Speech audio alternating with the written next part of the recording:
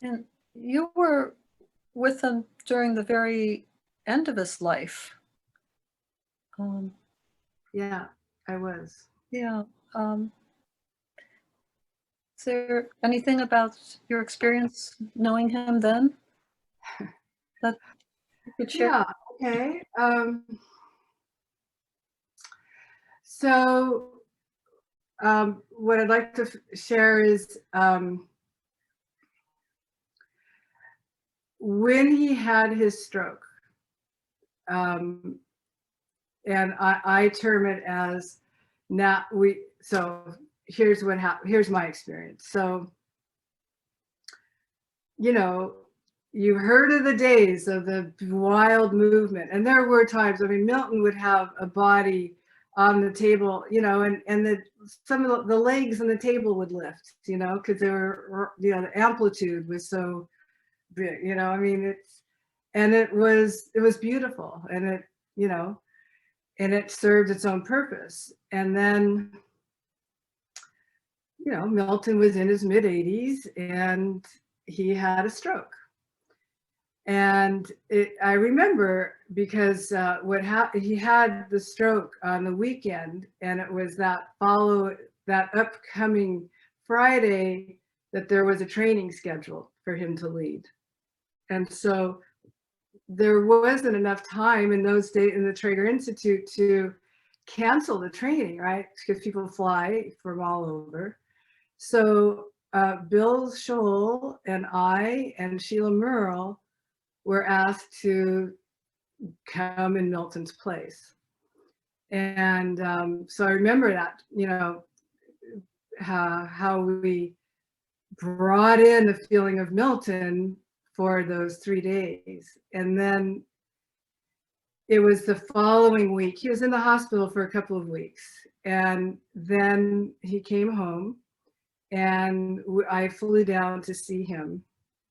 And he opens the door. He had not seen anyone yet. And he opens the door really slowly. I mean, everything's like all of a sudden really slowed down, right?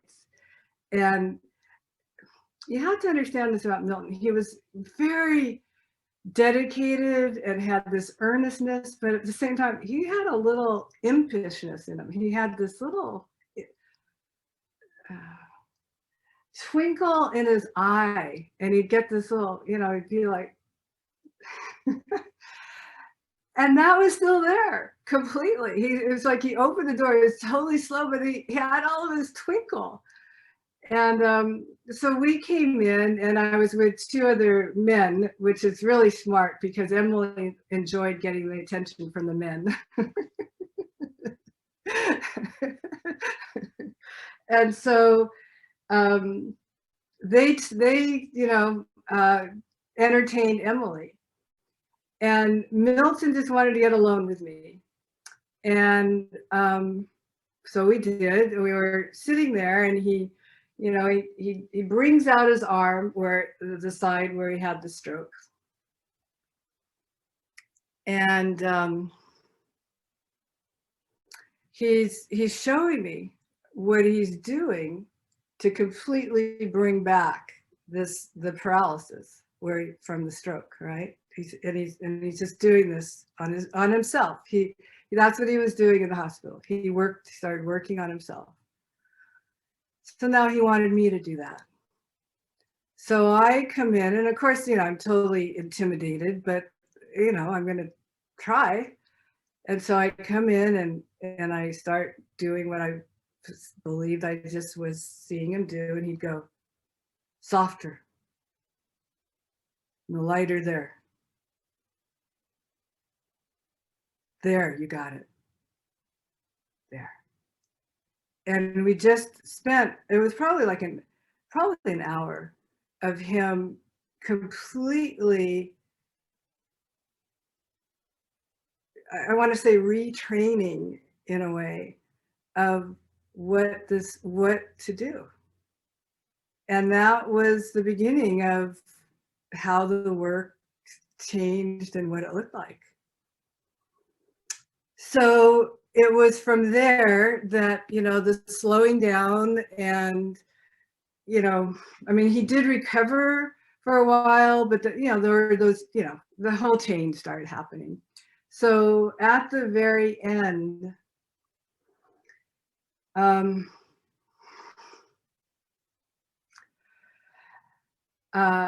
so in my life, my mother, I turned 40, and 10 days later, my mother died of a brain aneurysm. So it was very shocking, and and now this was 2 months later that I get the call that, Milton's in the hospital and this is it. So I went down, and I spent 3 days there. My husband made me promise that I had a return ticket after 3 days, because he knew me, that if they needed me there, I would stay longer. And he also knew that I wasn't at a place where I could, I still was recuperating from that loss. But in those 3 days, I helped Emily move through her own denial of that Milton wasn't coming home. And this was one of the things I wanted to bring back. Milton was devoted to Emily. Emily had lupus. And so the, stress would turn her into this, it was just horrible what would happen when she would have a flare-up in her lupus. So Milton was devoted, ever since I knew them, to doing everything he could to always keep Emily at a place where she wouldn't have flare-ups. And that they were so bonded with that. It was this such a dear, sweet, kind, loving symbiosis, and so here's Milton in the hospital, and Emily's with who Emily is, she can't really grasp it. So I would spend the daytime in the hospital with Milton, and I'm chuckling because what I would do is he was going in and out of consciousness, right? In and out. And I could see, because this was what I'd been learning from being with people who passed that I love, that his connection with Emily was still keeping him in the body. I could see that he was ready to go. And then it would be this emotional attachment, would be the word I would use, that Emily needed him, and it would like bring him back in. So I would work on his feet. I would do Trager on his feet, and I would sing the song, right? Our traditional Trager song, right? From you I receive, to you I give, together we share, from this we live. And I would sing it over and over here in the hospital. And he's in this reverie, and he's, and then, and then he'd come back in, and anyway, what could I say? That was our relationship. And then in the evening, I would go and stay with Emily and help her work through that he really wasn't coming home. And I'm grateful that I could do that. So third evening, I have my plane ticket. I have to leave. Milton has not made his final transition, but that was the agreement I made with my husband. So I go to the John Wayne Airport, and the sun is setting. And I get told when I'm at the gate that the flight is delayed for an hour. So I have nothing to do but to sit there and look at the sun setting. And as I'm sitting there looking at the sun setting, all of a sudden, I can completely see on the other side of the sun is my mother, joyously, ecstatically helping Milton over the transition.